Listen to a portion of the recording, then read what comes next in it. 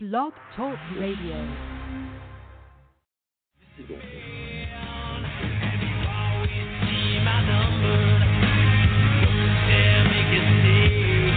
But we are making a stand, and we're waking everybody up that 9/11 was an inside job. And you are the minority. You are the cowards who don't know the truth. You're the people that serve this evil system. You're the people that serve a system that hurts innocent men, women, and children. Not just Iraqis, not just Afghans, not just Africans, but the people right here in this nation. You serve a new world order that attacks and feeds on you.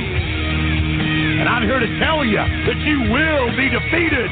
Your hours are numbered. We've got the energy. We've got the life force.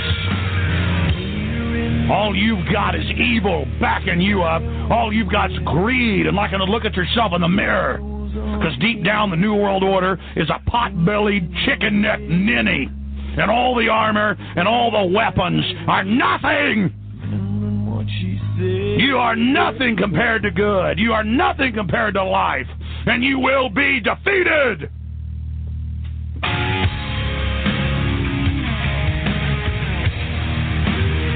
I want the individuals out there, I want free humanity to turn themselves loose, to cut the chains loose, and to use the end of that chain to slap the New World Order right upside the head.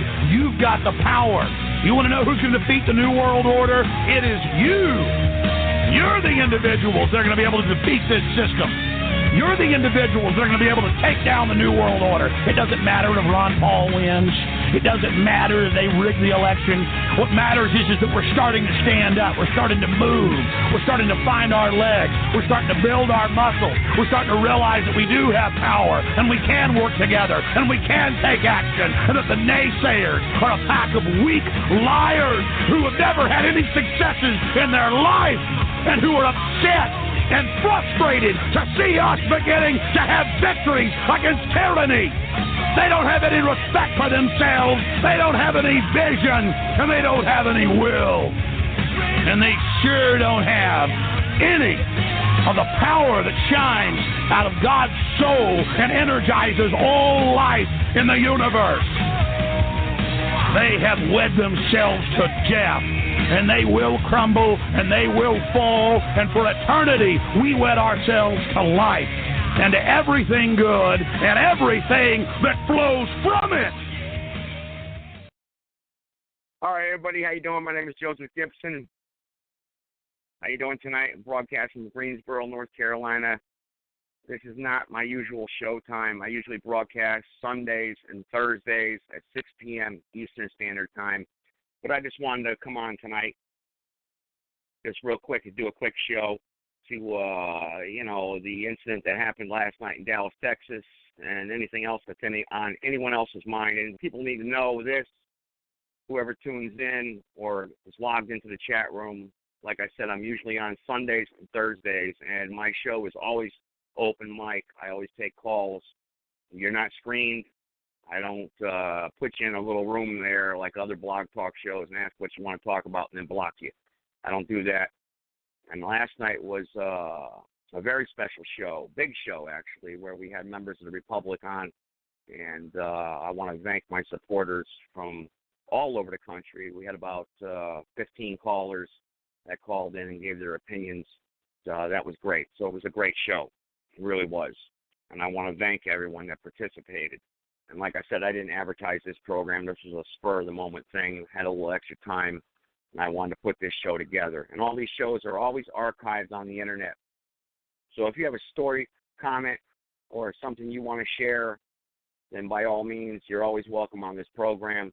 And someone already messaged me, and I guess that we already have one caller that wants to call in. I've got about 5 live callers now, but I've got one that's pressed 1 already.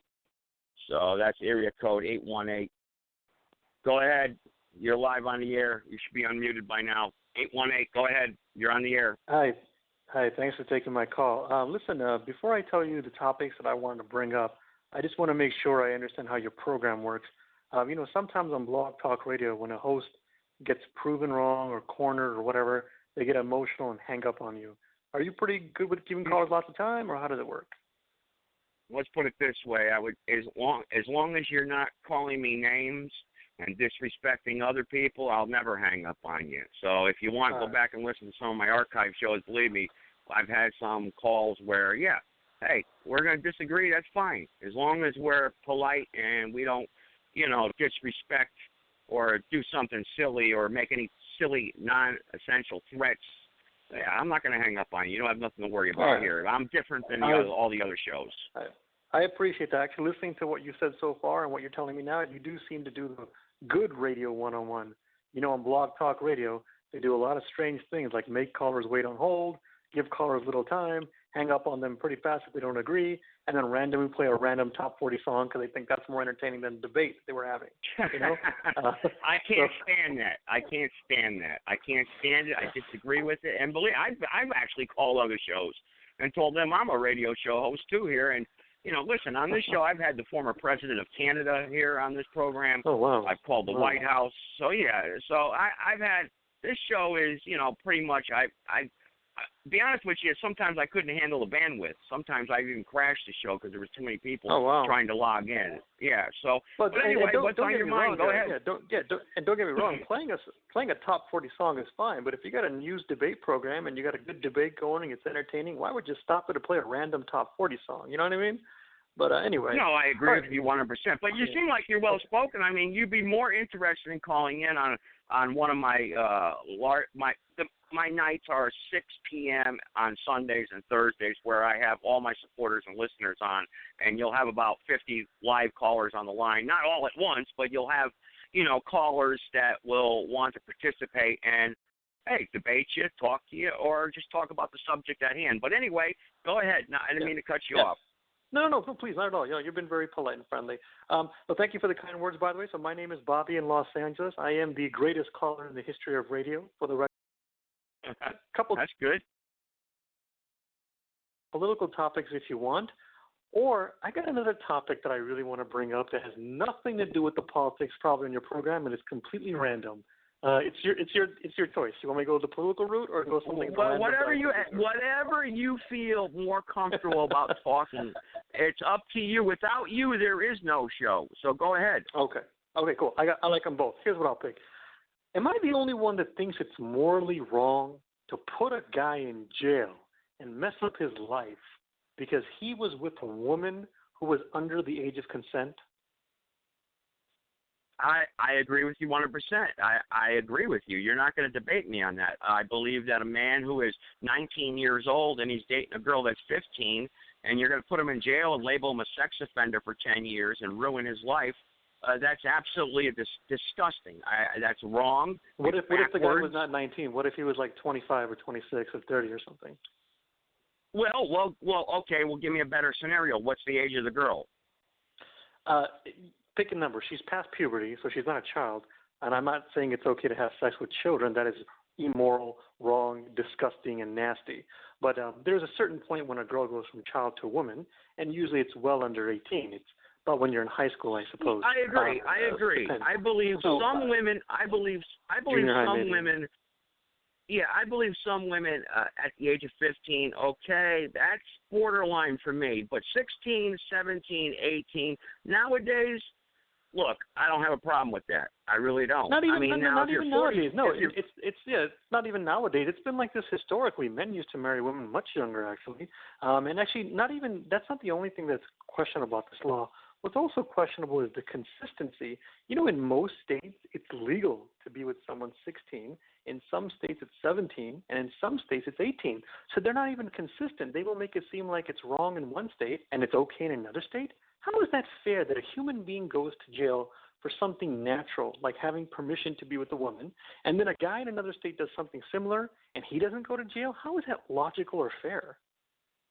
It's not. There's no uniform. Yeah, and the laws are backwards. You're absolutely correct. I believe in common law, which basically relates to common sense. If two people are consenting with each other and you're not forcing yourself upon it. Well, listen, I'm going to be honest with you. If a guy's 45 years old and he's dating a girl that's 17, I'm sorry. I just can't agree with that. But if you're talking 20s, earlier 20s, okay, 23, well, 24, let me 25. ask you, what if that example you gave me, sorry to cut you off, I just want to have a conversation here. What if the guy in his 40s, the example you gave, what if he was with an 18-year-old? Would that be okay then?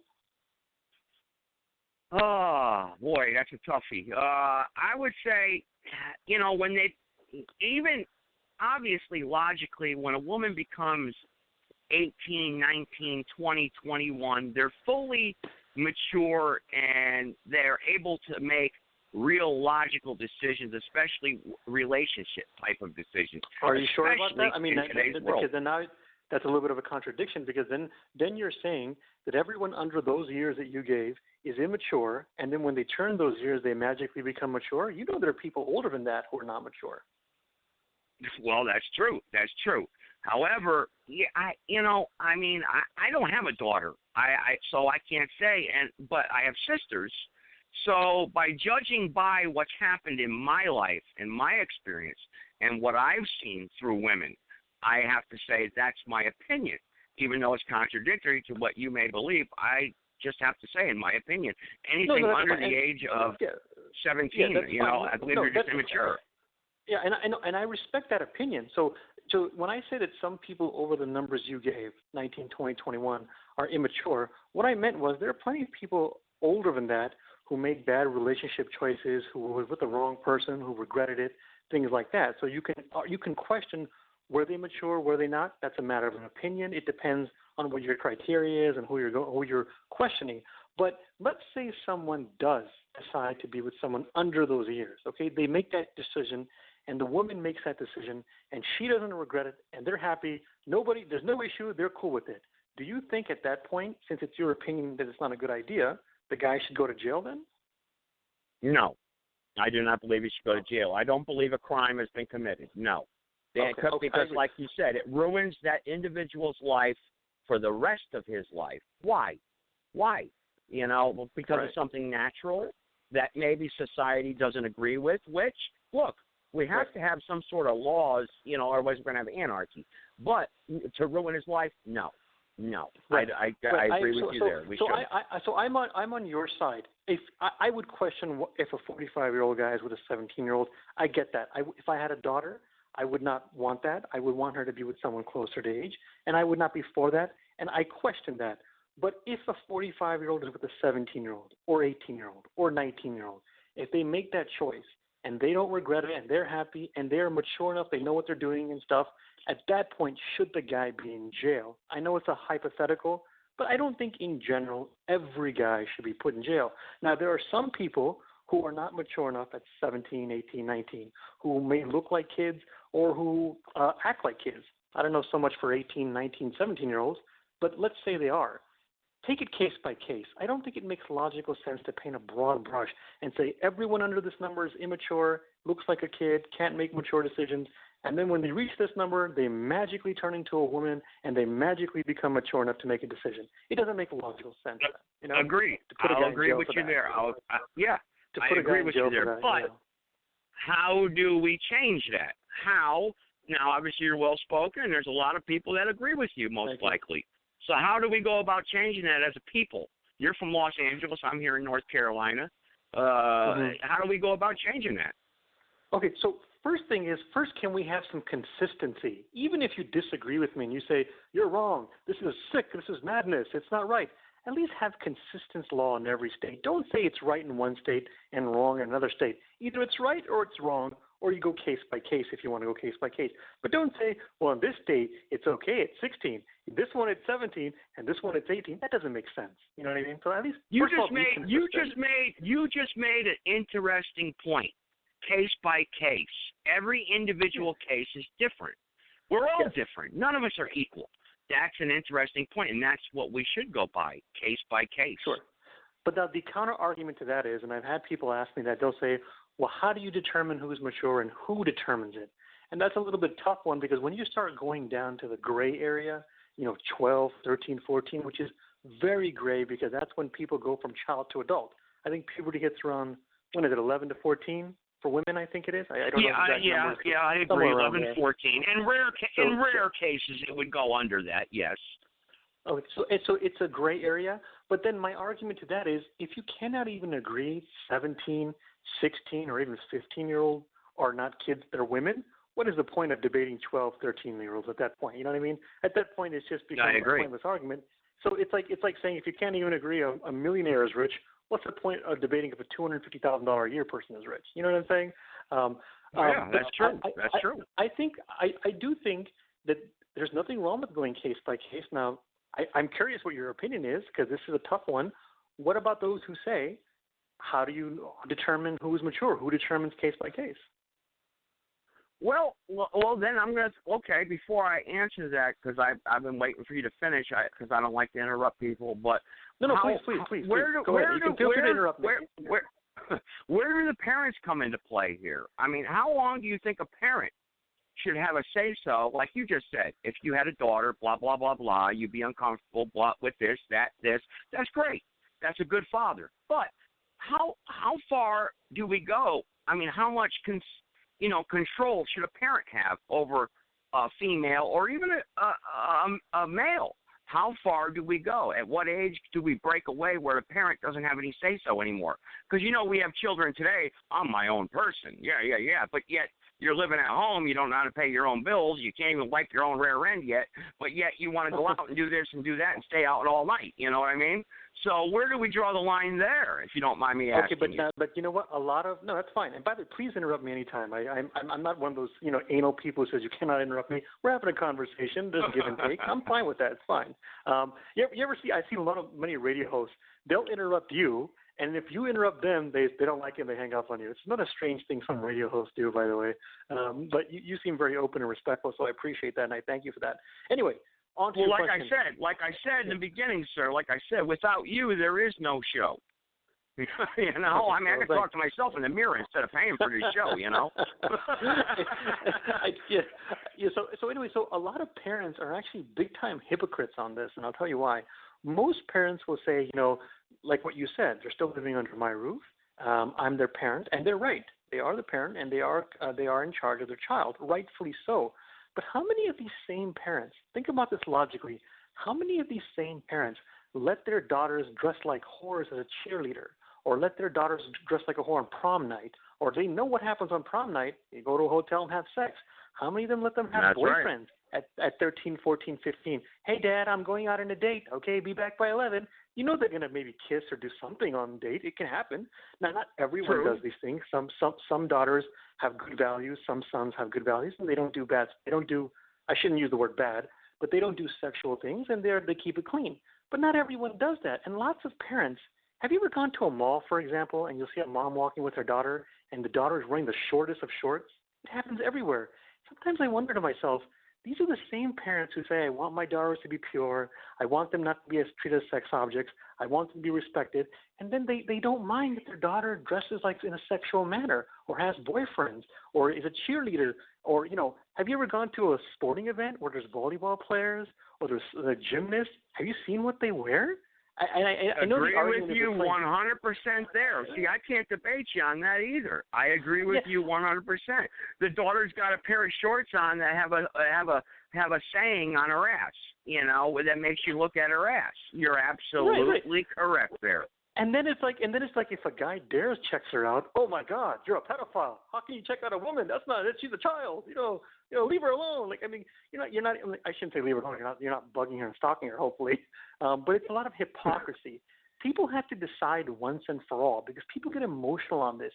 Do you believe everyone under a certain age looks like a child and is not mature enough to make a rational decision about having sex or not?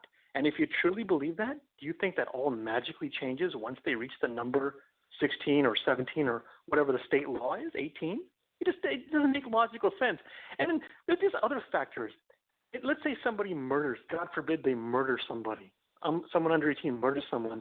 Then they trial them as an adult, which I'm not saying is wrong. I'm not saying that's good or bad. But it's like, well, pick one. Do you think they're children or do you think they're adults? If you're going case by case, then why can't you do case by case for people who have sex then? And then another example, they'll say, well, they're not mature enough. Well, if you can serve at the military at 18, get a gun and shoot somebody, and then you can't drink till you're 21, you can't go to an R-rated film unless you're 17, you can't rent a car till you're 25. Oh, what the hell is this? You know what I mean? Well, so, it sounds like you're very well aware of the backward scenarios of our society, and like I said, just go ahead. I'm sorry. Go ahead. No, I'm sorry. No, I cut you off. You didn't cut. No, I'm sorry. So I understand that there's reasons for different laws. I understand everyone is different. They're going case by case. There are some things that are more risky. Drinking alcohol and renting a car is riskier. So they want to make sure people are mature enough. I get all that. I'm not saying that those are necessarily bad laws. Maybe the drinking alcohol law should be higher than 21.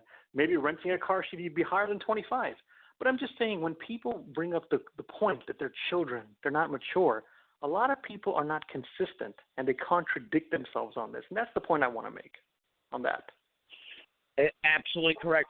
And listen, this is what I want to ask you is where we can get, because like I said, this was just going to be me blabbing my mouth tonight because this was I usually have a platform where a show on Sundays and Thursdays, but if you want to bring or pose that question because you're well-spoken, you talk clearly, and if you'd like to come on the next show on Sunday, I'll remember your number. Your number's kept private. Nobody gets your number but me because I'm the host. I have to see your number.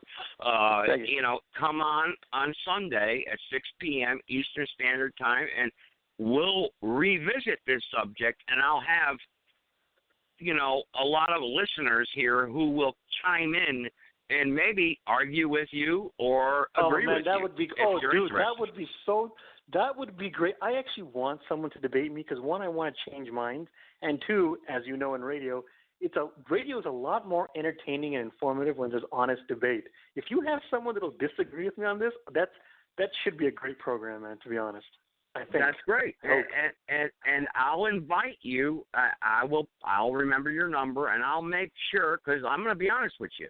I can only handle 50 callers at one time. Now we'll get people in the chat room, we'll get people on their iPhones, they'll log on through the internet and send me emails or through Facebook. But as far as live on the radio, I can only handle 50, and I'll only connect so many, otherwise we'll all be talking over each other.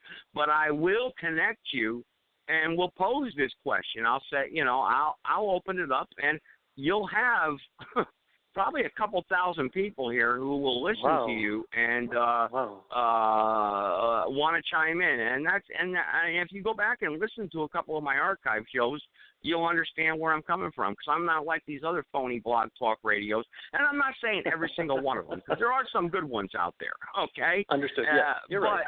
Yeah, but I agree with what you said. I cannot stand when the caller is blocked or screened, and I put that in my advertisement all the time.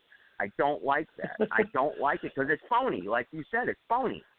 I have to agree with what you're going to say, otherwise I'm going to block you and hang up on you. I disagree with that. I will have people will disagree with you. Even if you have a call screener, I don't necessarily say that's bad. Okay, at least don't make the caller wait on hold forever. And when you take the call, don't give them like 1 minute and then hang up on them. And if you disagree with them, don't get emotional and hang up on them and block them. Just like the radio, news talk radio can be much more entertaining and informative when you take calls and you have debates and go over things and stuff like that. If it's just like have one guest on who goes on and no one challenges him or debates him, I'm not saying that's boring, but that can just be like a filibuster, or that can be like a conference call. You know what I mean? So to all the You're on my side. You're on my side, and this is how we learn as a people. We need to learn, and I'm not saying, listen, we're out here to pick fights with everybody, but listen, we all disagree behind closed doors, but yet we don't put it out there in the open.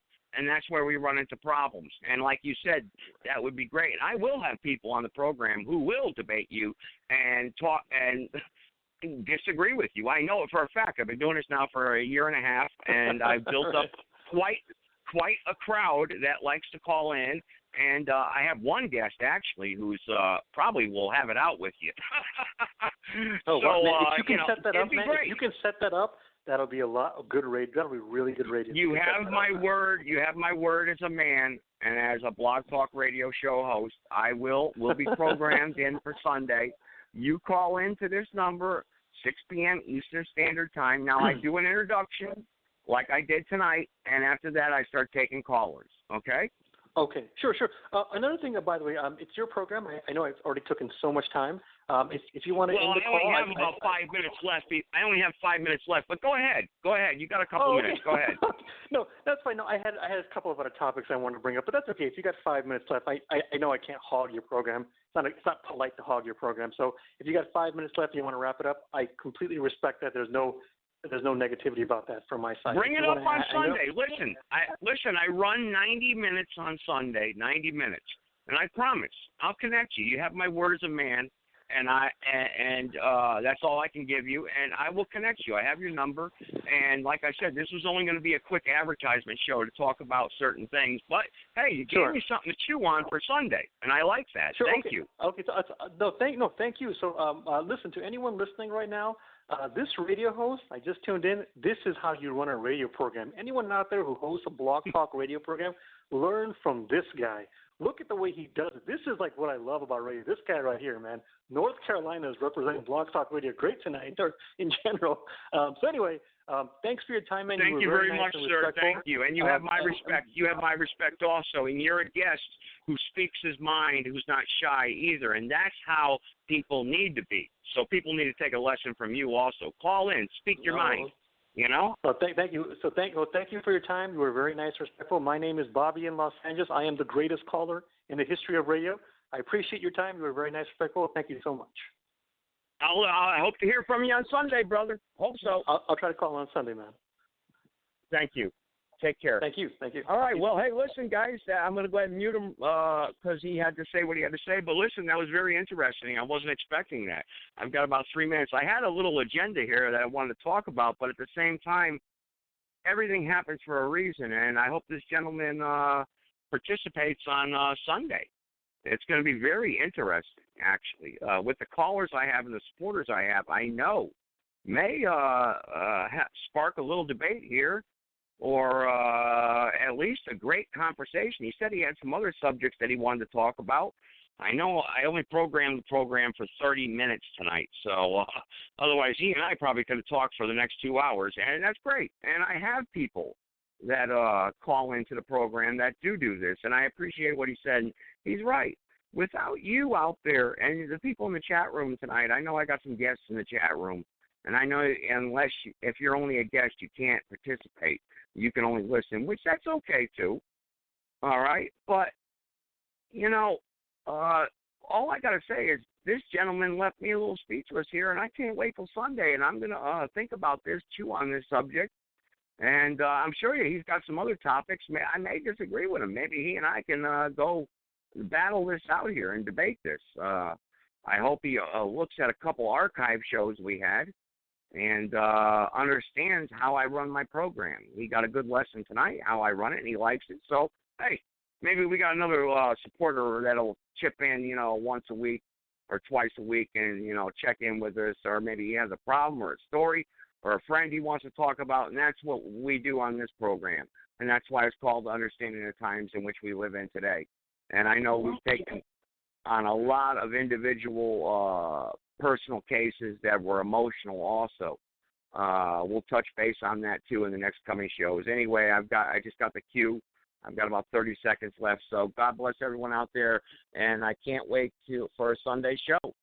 I've got a platform already lined up. Thanks for that last caller. So God bless everyone. Take care. Be safe out there. It's a crazy world, man. Be careful. Be safe. All you ever hear about in this country is our differences. That's all the media and the politicians are ever talking about, the things that separate us, things that make us different from one another. That's the way the ruling class operates in any society. They try to divide the rest of the people. They keep the lower and the middle classes fighting with each other so that they, the rich, can run off with all the fucking money. Fairly simple thing, happens to work. Do you know anything different? That's what they're going to talk about. Race, religion, ethnic and national background, jobs, income, education, social status, sexuality, anything you can do, keep us fighting with each other so that they can keep going to the bank. You know how I describe the economic and social classes in this country? The upper class keeps all of the money, pays none of the taxes. The middle class pays all of the taxes, does all of the work. The poor are there just to scare the shit out of the middle class. Keep them showing up at those jobs. They're all the same. I'll show you politics in America. Here it is, right here. I think the puppet on the right shares my beliefs. I think the puppet on the left is more to my liking. Hey, wait a minute. There's one guy holding up both puppets. Shut up. Go back to bed, America.